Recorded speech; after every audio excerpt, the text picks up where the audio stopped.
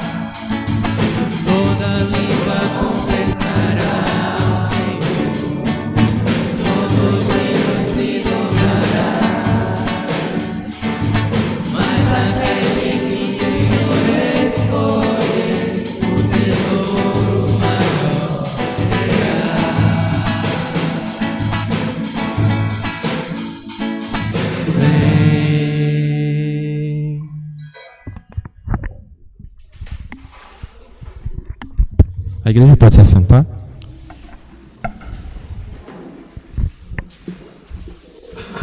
Vamos fazer uma leitura bíblica no livro de Provérbios, capítulo 28, versículo 13 ao 15. Provérbios 28, 13 ao 15.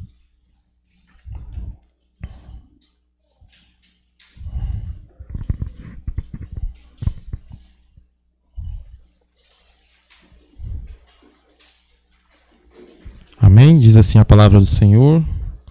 Quem encobre as suas transgressões jamais prosperará, mas o que as confessa e abandona alcançará misericórdia. Feliz é aquele que sempre teme o Senhor, mas o que endurece o seu coração cairá na desgraça. Como leão que ruge e urso que ataca, assim é o ímpio que domina sobre um povo pobre. Chegou o momento de confessar os nossos pecados. É um momento muito importante do nosso culto. Que você feche teus olhos, curva sua cabeça. Vamos confessar a Deus as nossas falhas, as nossas transgressões.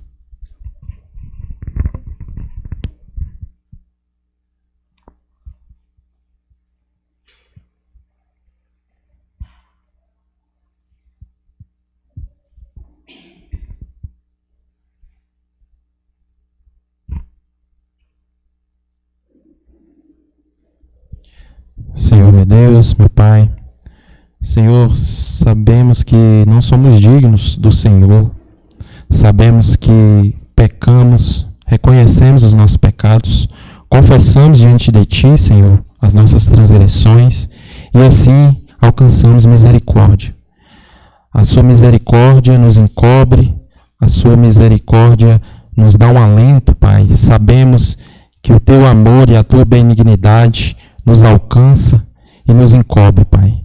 Muito obrigado, Senhor, por ter enviado Teu Filho ali na cruz, o Teu bem mais precioso, Pai, que levou os nossos pecados, que são muitos, Pai, e um peso muito grande ali naquela cruz.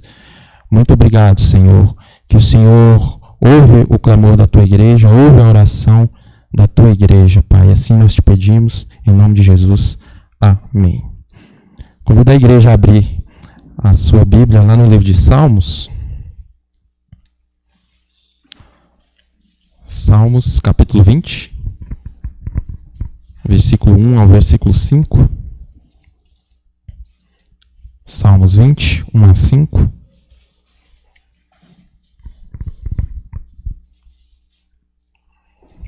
Vamos ler todos juntos? Que o Senhor lhe responda no dia da tribulação, que o nome do Deus de Jacó o proteja, que o seu santuário lhe envie socorro e que desde Sião o sustenta, que ele se lembre de todas as suas ofertas de cereais e aceite os holocaustos que você ofereceu, que Deus lhe conceda o que seu coração almeja e realize tudo o que você planejou. Celebraremos com júbilo a sua vitória, e em nome do nosso Deus hastearemos pendões. Que o Senhor satisfaça todos os seus desejos. Convido a igreja a ficar de pé, nós vamos fazer um louvor. E eu convido os irmãos a louvar com toda alegria. Nós lemos aqui que nós devemos celebrar com júbilo. E nós estamos felizes aqui nessa manhã de estar no melhor lugar de se estar. Né? Que é o melhor lugar de se estar, na presença de Deus, na casa de Deus. Então, alegre o seu coração, vamos todos louvar com alegria, com o coração quebrantado diante do Senhor.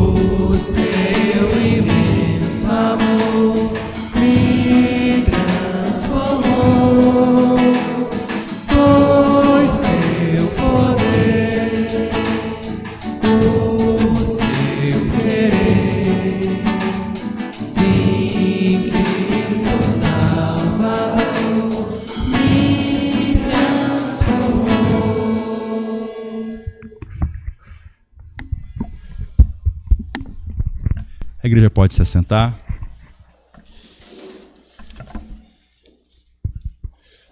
Quero saudar a todos com a graça e a paz de Cristo Jesus. Amém, irmãos?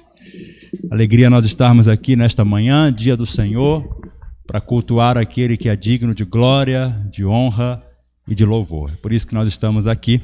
E agora nós faremos uma meditação nas Escrituras, na Palavra de Deus. Eu quero convidar os irmãos a abrir as suas Bíblias em Obadias, no capítulo 1. Eu vou dar um tempo para a igreja poder encontrar, porque não é fácil. Temos que reconhecer isso. Então, está na Bíblia, tá? Então, quem está com dúvida se está realmente, está na Bíblia, no Antigo Testamento.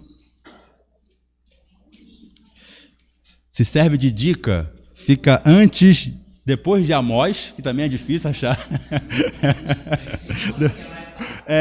E antes de Jonas. Então, vamos ver se dá para dar uma situada aí. Só tem apenas um capítulo, então fica mais difícil para achar mesmo. Olha aí, já tem a dica aí do Yudi aí. Tem uma dica aí. Olha aí, tem dica aí, tá? Se não achar, vai ser projetado aqui também, então dá para acompanhar sem dificuldades, tá? Obadias, a partir do verso 1, nós vamos, só para os irmãos saberem, nós vamos fazer uma pequena série nesse livro. Então, este domingo, nós vamos ver os 14 primeiros versículos e no domingo seguinte, o restante do livro. Aí nós encerramos o livro de Obadias aqui na sua exposição. Diz assim a palavra do nosso Deus. Assim diz o Senhor Deus a respeito de Edom. Ouvimos uma notícia vinda do Senhor, e um mensageiro foi enviado às nações para dizer: preparem-se para a guerra contra Edom. Eis que fiz de você uma nação pequena entre as outras, muito desprezada. O orgulho do seu coração enganou. Você vive nas fendas das rochas, num lugar elevado, e diz em seu íntimo: quem poderá me jogar lá para baixo? Ainda que você suba como a águia e faça o seu ninho entre as estrelas, de lá eu o derrubarei, diz o Senhor. Se ladrões o atacassem ou assaltantes viessem de noite, como você está destruído? Não levaria só o que lhes bastasse? Se fossem até você os que colhem uvas, não deixariam pelo menos alguns cachos? Como foram saqueados os bens de Esaú? Como foram vasculhados os seus tesouros escondidos? Todos os seus aliados, ó Edom, o empurraram para fora do seu território.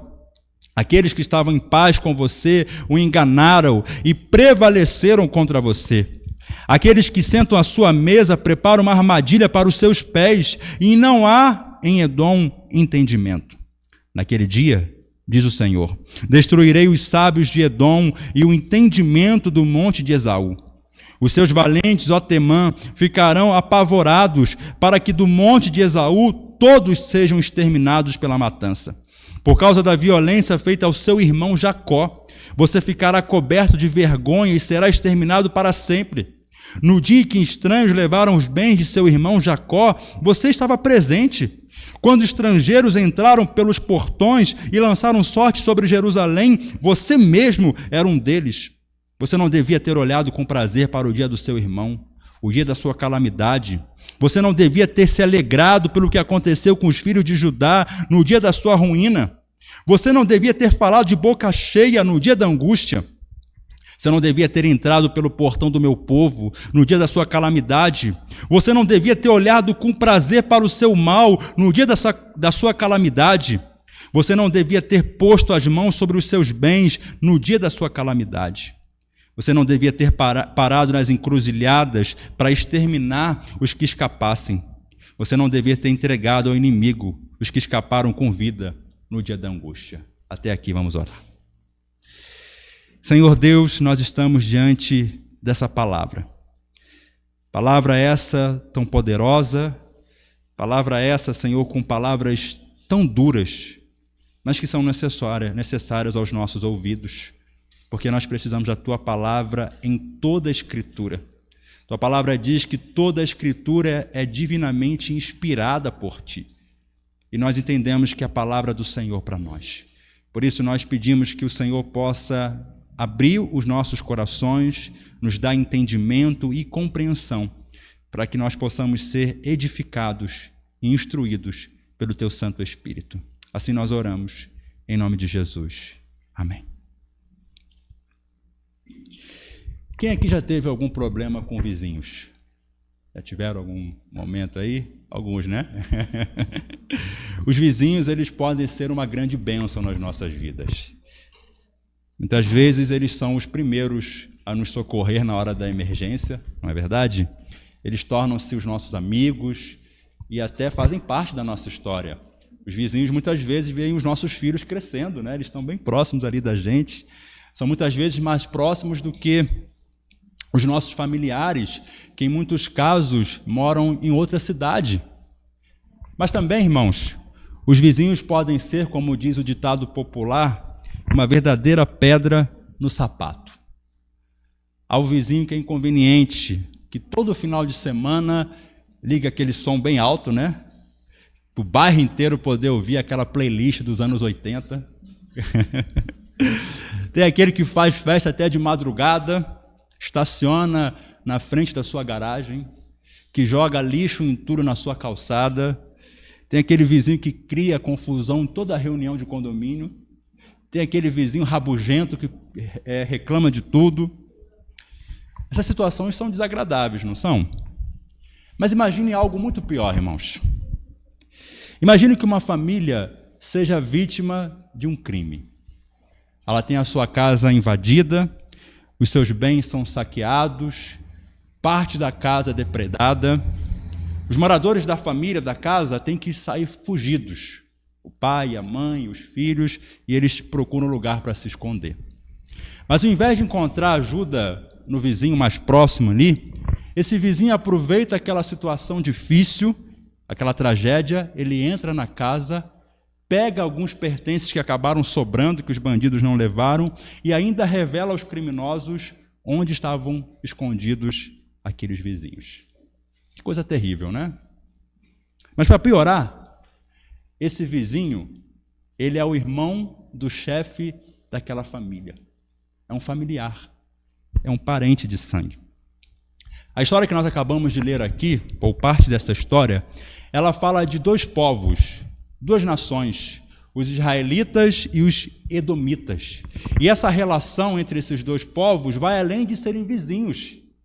Eram familiares. Eram duas nações irmãs, mas que tinham uma relação nada amistosa. Nessa manhã nós veremos aqui em poucos minutos que o Deus da aliança, ele não permanece indiferente aos maus tratos sofridos pelo seu povo. O tema da nossa mensagem é o Deus que julga os inimigos do seu povo. O Deus que julga os inimigos do seu povo. O livro de Obadias, ele retrata as consequências do histórico de inimizade entre os israelitas e os edomitas. Os edomitas eram os descendentes de Esaú e os israelitas os descendentes de Jacó. Vocês se lembram da história de Esaú e Jacó, né? Eles eram irmãos gêmeos, filhos de Isaque e de Rebeca.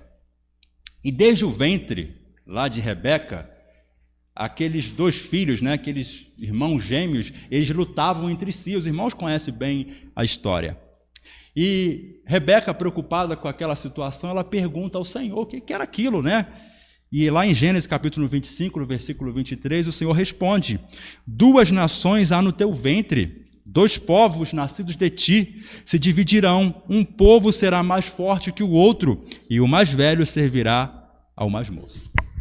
Esaú e Jacó nascem. Esaú nasce primeiro, e logo em seguida Jacó nasce pegando lá, puxando o calcanhar do seu irmão. Seus irmãos conhecem bem a história. Quando eles crescem, há uma predileção da parte dos pais. O Isaque passa a ter mais afeição a Esaú, e a Rebeca mais afeição a Jacó. E essa predileção levou Rebeca a orientar Jacó a enganar o seu pai, o Isaque, para receber a bênção no lugar do seu irmão Esaú. E isso ocasionou um grande conflito, a ponto de Jacó ter que sair fugido para outra região para não morrer, correr o risco de ser morto pelo próprio irmão. E conforme foi predito pelo próprio Deus, Jacó e Esaú se tornaram 2 grandes nações. Então, de Jacó vieram Israel, os israelitas, e de Esaú veio Edom, os edomitas. E há um episódio que marca essa desavença entre esses 2 povos irmãos.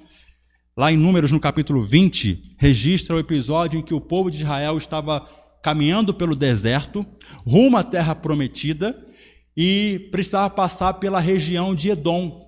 E aí Moisés envia mensageiros para que pudessem pedir autorização ao rei de Edom para poder passar pelaquela região, pelaquele território. E Moisés informou que eles iriam passar e não iriam comer nada, não iriam beber nada, eles só queriam passar. E caso algum animal ou alguém comesse alguma coisa ou bebesse, eles iriam pagar.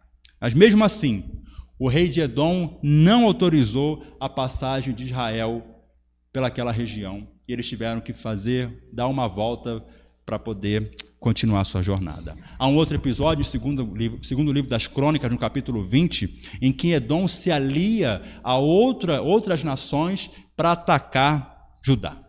Eu estou contando essas histórias para os irmãos poderem entender o nível de inimizade que havia entre Israel e Edom, que eram 2 nações irmãs. Eu quero destacar o primeiro ponto aqui dessa mensagem, é que Deus julga o coração orgulhoso. Deus julga o coração orgulhoso. A profecia de Obadias, ela começa com uma visão do profeta de uma guerra futura, uma guerra declarada, a qual o Senhor convoca as nações para atacar Edom. E o profeta destaca que o que ele tem a dizer procede do Senhor. Julgamento, juízo sobre Edom.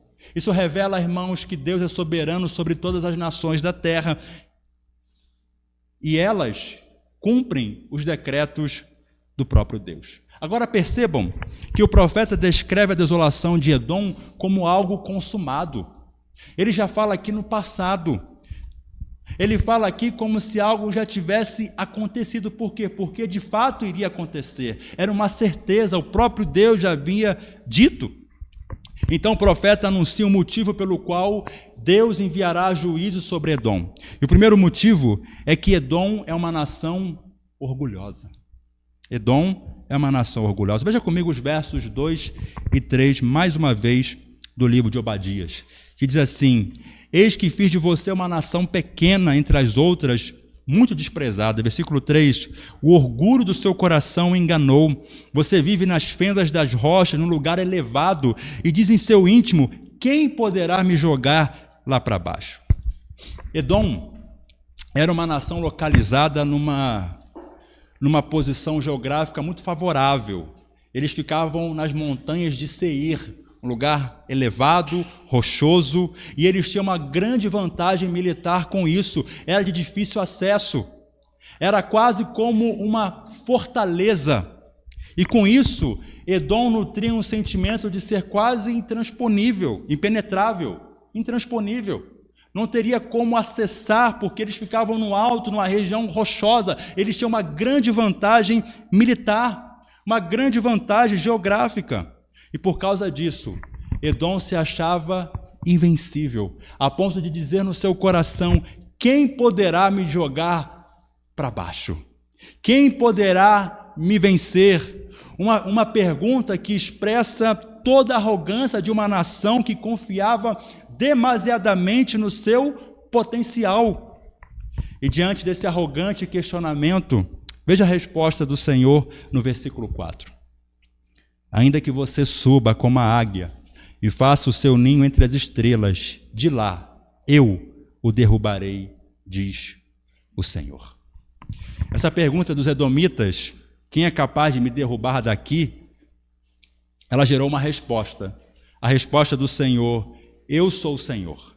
Eu, o Senhor, eu sou capaz de derrubar você, ainda que você fosse capaz de subir até os altos céus. Com essa resposta, o Senhor está dizendo para Edom que mesmo estando numa posição geográfica, nos lugares mais altos e considerados intransponíveis, nada os impediria de fugir do alcance do Senhor soberano. Essa é a tolice, irmãos, dos arrogantes. Nós estamos aqui estudando o livro de Provérbios na nossa escola bíblica dominical, e Provérbios fala muito do insensato, fala muito do tolo. O tolo, ou os insensatos, eles se colocam numa posição tão elevada que eles acreditam que nada pode os tirar desses lugares. Da mesma forma, nós podemos cair nessa tolice, na tentação de confiarmos mais nas nossas posições, nos nossos bens, nas estruturas, do que no próprio Deus. Qual é a sua montanha de Seir? Sabe, irmãos, o orgulho nos faz confiar nas nossas próprias fortalezas, nos faz criar os nossos próprios castelos em que nós acreditamos que nós estamos muito seguros. Muitas vezes nós estabelecemos âncoras na nossa vida, nosso diploma, o nosso conhecimento intelectual, o nosso cargo que nós exercemos na empresa, o nosso trabalho, a nossa estabilidade financeira, o concurso público que nós passamos, o nosso patrimônio, a nossa aposentadoria, o nosso vigor físico, o nosso cônjuge em que nós nos apoiamos, até mesmo o nosso ministério consolidado. Nós fazemos dessas coisas as nossas fortalezas e as elevamos ao patamar de ídolos do nosso coração, quando na verdade o Senhor deve ser a nossa maior segurança. Nós lemos aqui agora há pouco na nossa liturgia o Salmo de número 20. E no versículo 7 e 8 desse mesmo Salmo diz assim, uns confiam em carros e outros em cavalos. Nós, porém, nos gloriamos ou gloriaremos em o nome do Senhor nosso Deus. Eles se encurvam e caem, nós, porém, nos levantamos e nos mantemos de pé. Irmãos, a estabilidade financeira, ela pode ruir diante de uma crise econômica do país. Um dia, o nosso vigor, ele vai diminuir, ele vai acabar. Um dia, nós não teremos mais o nosso cônjuge, que nos dá tanta segurança ao nosso lado. O nosso conhecimento intelectual, ele pode desaparecer diante de um Alzheimer. Já parou para pensar nisso? A nossa confiança, meus irmãos, deve ser depositada no Senhor. O Senhor é o nosso porto seguro. É nele que nós podemos confiar Confiar em títulos, em bens ou pessoas pode nos levar para o caminho do orgulho e acharmos que nós somos superiores ou até mesmo invencíveis. Quando nós confiamos no Senhor, irmãos, não há espaço para o orgulho, porque nós passamos a depender dele e não da nossa força e não em nós, naquilo que nós temos. Agora pense, irmãos, em algo que o Senhor detesta. Pensou? Coração arrogante. Um coração prepotente, o Senhor detesta. Lá no livro de Provérbios, e eu vou citar muito Provérbios aqui, aproveitando o nosso gancho da Escola Bíblica Dominical, no capítulo 6, a partir do versículo 16, lista as coisas que o Senhor mais odeia ou detesta, ou as 7 coisas, né, que ele odeia. E a primeira que ele coloca lá no versículo 17, são olhos cheios de orgulho. Olhos cheios de orgulho. Lá em Provérbios, no capítulo 16, no versículo 5, diz: o Senhor detesta todo aquele que é orgulhoso, é evidente que este não ficará impune. No versículo 18 diz: antes da ruína vem a soberba, e o espírito orgulhoso precede a queda. Deus não tolera o soberbo, ele o abate, porque ele o detesta. Há homens, irmãos, que fizeram do seu ministério as suas montanhas de Seir, como Edom fez. Líderes religiosos que se tornaram muito famosos, muito conhecidos, com ministérios consagrados, mas a soberba dominou os seus corações. E logo em seguida vieram as polêmicas, os escândalos e, consequentemente, a queda e a ruína dos seus ministérios. A queda é grande, irmãos. A queda é muito grande. Não é errado nós possuirmos estabilidade ou buscar estabilidade na vida. Mas o problema disso, irmãos, o problema é fazer dessas coisas a nossa maior fonte de segurança. É confiarmos mais nelas do que no próprio Deus. Diante da arrogância de Edom, o Senhor descreve como é que vai ser a queda dessa nação. Veja comigo os versos 5 e 6 do livro de Obadias, por favor.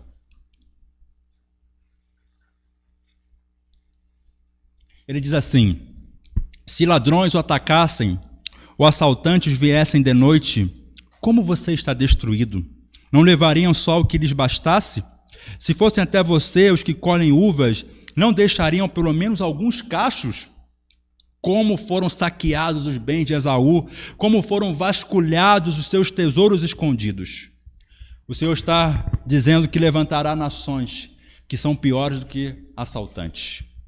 As portas da cidade de Edom serão invadidas e os seus bens serão saqueados, todos serão saqueados. As nações não vão deixar nada para trás, elas vão tomar todos os tesouros de Edom. No verso 7 diz assim: todos os seus aliados, ó Edom, o empurraram para fora do seu território. Aqueles que estavam em paz com você o enganaram e prevaleceram contra você. Aqueles que sentam à sua mesa preparam uma armadilha para os seus pés, e não há em Edom entendimento. Edom fez aliança com outras nações para obter proteção, em algumas situações até para atacar Israel. O Senhor está dizendo que os seus aliados se voltarão contra Edom. Eles vão trair Edom, eles vão estabelecer emboscadas e atacarão Edom. No verso 8 diz assim: naquele dia, diz o Senhor, destruirei os sábios de Edom e o entendimento do monte de Esaú. Edom era conhecida pela presença dos sábios. Edom ficava num lugar estratégico em que passavam grandes rotas comerciais.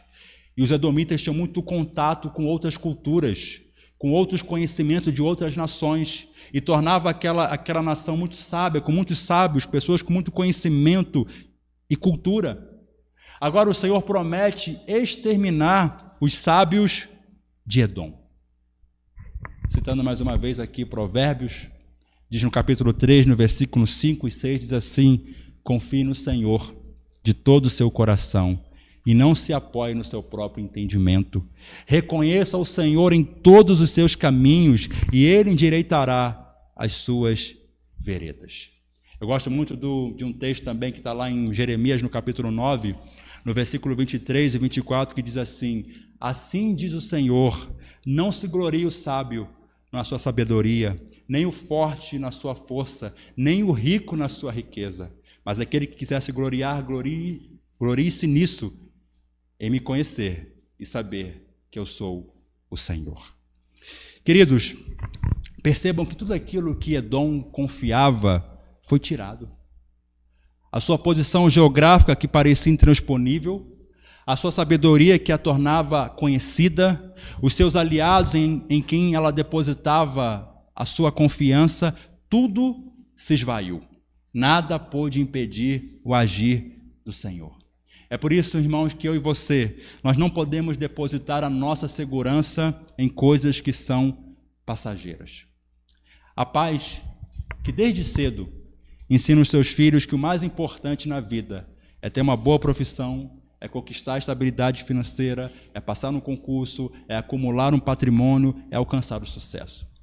E, por favor, não entenda que isso é uma coisa ruim necessariamente.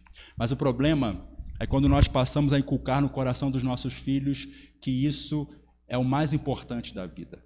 Que é isso que vai nos trazer segurança neste mundo. Quando nós passamos a ensinar que a carreira é mais importante, que ter bens é mais importante do que a providência divina, que ter uma conta bancária cheia é mais importante do que a comunhão com o nosso Deus. Obadias nos lembra que qualquer segurança construída longe de Deus, ela é falsa, é uma falsa segurança. O único fundamento que jamais será abalado é o próprio Senhor. Irmãos, nós não somos muito diferentes de Edom quando nós depositamos a nossa confiança em falsas seguranças. Edom confiava nas rochas de Seir, nas montanhas onde ela estava localizada. O Evangelho nos chama a confiar em Cristo, a rocha que jamais será abalada. Cristo Jesus. O Evangelho nos leva a nos arrependermos da nossa arrogância e da nossa autossuficiência. Ele nos mostra que, na verdade, nós somos frágeis, nós somos vulneráveis.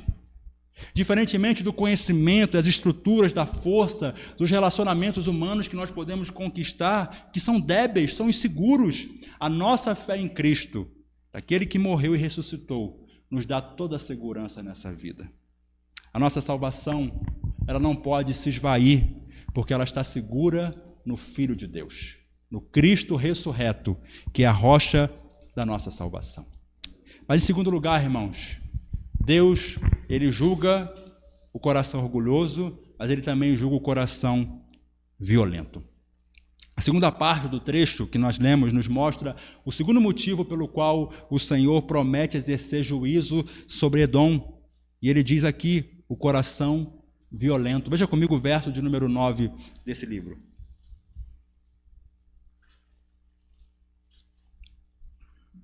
Os seus valentes, ó Temã, ficarão apavorados, para que do monte de Esaú todos sejam exterminados pela matança. Deus promete exterminar o exército edomita. Por meio dos ataques das nações levantadas pelo próprio Deus, os guerreiros de Edom serão mortos. As montanhas de Seir, como fortaleza, não serão capazes de proteger o seu exército diante dos ataques das nações. E por que Deus vai tratar com tanta severidade esse povo? Acompanhem comigo os 5 versos finais dessa primeira parte do nosso sermão. Verso de número 10 diz assim: por causa da violência feita ao seu irmão Jacó, você ficará coberto de vergonha e será exterminado para sempre. No dia em que estranhos levaram os bens de seu irmão Jacó, você estava presente.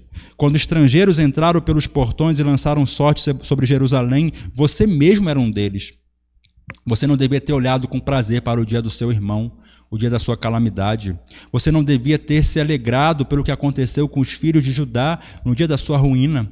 Você não devia ter falado de boca cheia no dia da angústia. Você não devia ter entrado pelo portão do meu povo no dia da sua calamidade. Você não devia ter olhado com prazer para o seu mal no dia da sua calamidade. Você não devia ter posto as mãos sobre os seus bens no dia da sua calamidade. Você não devia ter parado nas encruzilhadas para exterminar os que escapassem.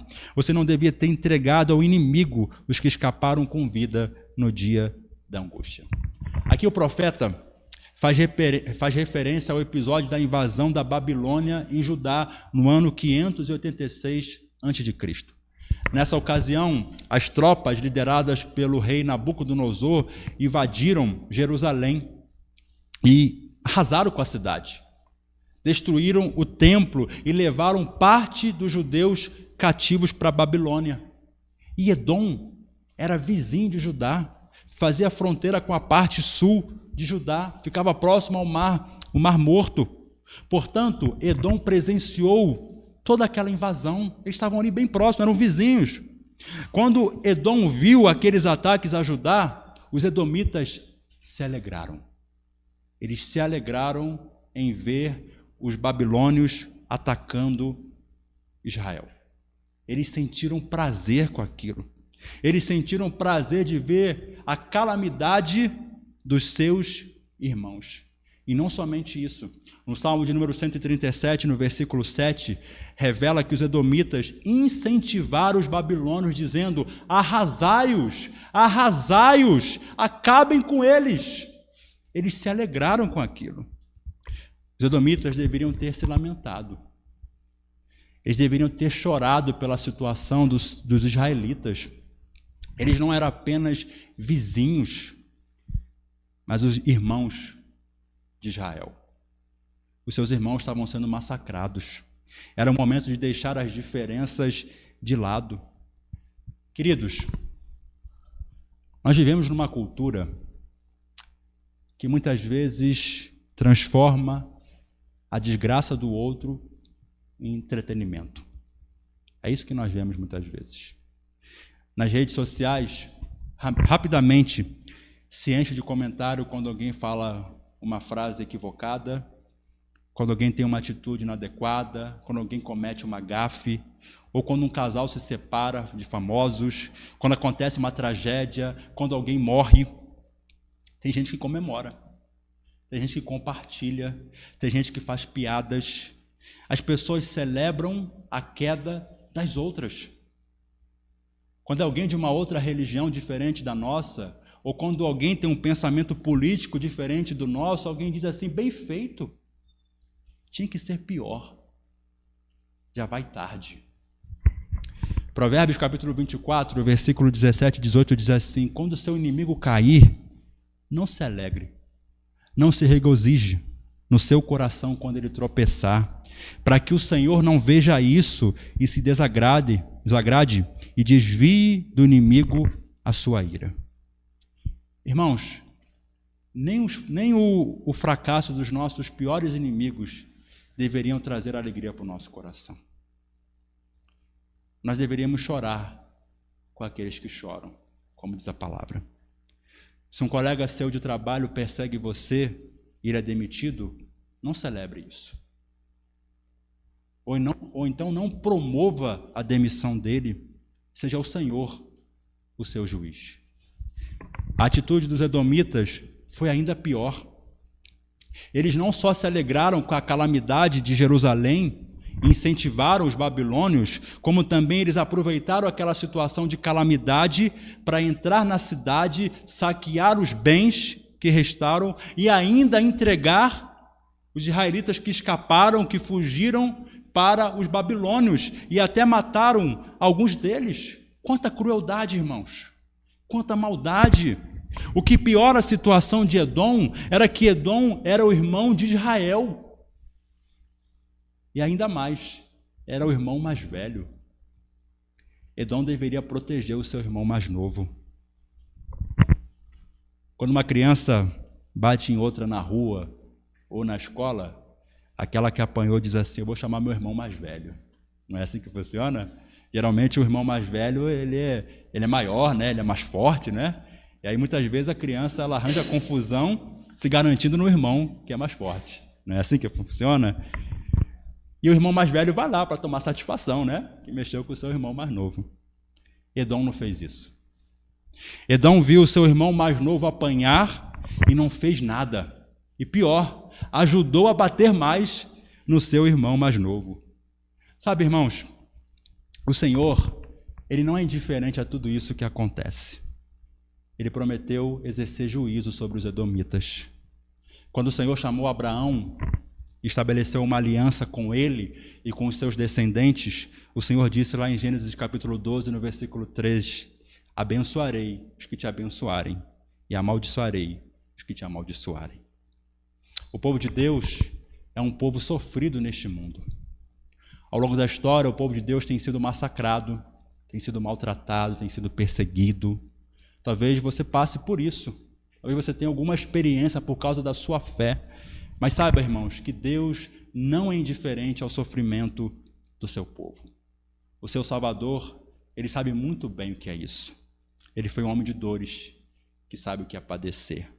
Ele foi violentado, maltratado, humilhado, morto no alto de uma cruz. Ele conhece muito bem a dor do seu povo.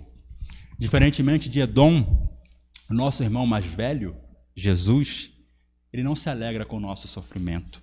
Pelo contrário, o profeta Isaías, que Jesus se alegrou em sofrer em nosso lugar. Edom foi um péssimo irmão, que entregou os seus irmãos aos inimigos, assim como os irmãos de José, que também venderam o seu irmão como escravo. Não obstante, Jesus entregou a sua própria vida em favor dos seus irmãos. Por meio de seu sacrifício, Cristo nos defendeu dos nossos inimigos. Irmãos, há irmãos de sangue que não se falam, que guardam mágoas e ressentimentos lá do passado. Outros não podem ficar no mesmo ambiente porque sai faísca. Irmãos de sangue. Se essa é a sua realidade, irmãos, lembre-se de que você é um seguidor de Cristo. Você é um discípulo de Jesus. Ele nos reconciliou com o Pai e nos chama a nos reconciliar com os nossos irmãos. Lá em Romanos, no capítulo 12, no versículo 18, diz: se possível, no que depender de vocês, vivam em paz com todas as pessoas. Diante da notícia da demissão de um colega de trabalho que fala mal de você, ore para que Deus conceda a ele um bom emprego. Diante da notícia da separação de um familiar que você não se dá muito bem, que tal você ir até ele e trazer uma palavra de consolo para o coração dele? Sabe, aquele irmão que está internado no hospital e que vocês têm algum tipo de desavença, que tal você visitar aquela pessoa e surpreendê-la com a sua visita? E você levar uma palavra de esperança para ela e orar com aquela pessoa? Isso é o amor cristão. E esse amor, irmãos, ele quebra as barreiras. Observem as oportunidades de reconciliação que Deus tem dado a cada um de nós. E Deus sempre nos oferece oportunidade para nós nos parecermos mais com seu Filho Jesus. Nessa manhã, irmãos, nós vimos que o Deus da aliança, ele não permanece indiferente aos maus tratos sofridos pelo seu povo. Eu termino dizendo que alguns vizinhos, eles podem nos causar muitos transtornos. Ninguém merece ter um vizinho como Edom, né? Ninguém merece. E ainda mais sendo parente. Mas será que nós não temos sido como Edom, que confiamos mais nas nossas fortalezas do que no Senhor? Será que nós não temos nos alegrado com a desgraça dos nossos inimigos ou de pessoas que nós não nos damos tão bem? Ou será que nós estamos sendo indiferentes ao sofrimento das pessoas ao nosso redor?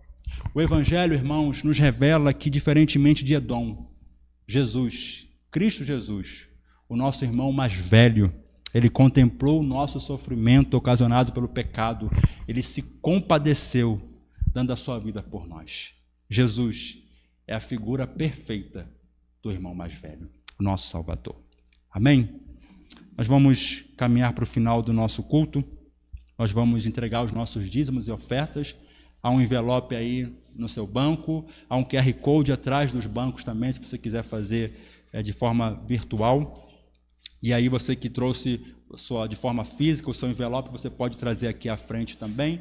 Se você fez durante a semana o seu Pix, você pode também trazer aqui o seu envelope de forma simbólica, como expressão da sua gratidão a Deus. Enquanto isso, nós vamos cantar uma canção chamada Te Agradeço. Convido a igreja a ficar em pé. Enquanto isso, você pode trazer a sua oferta.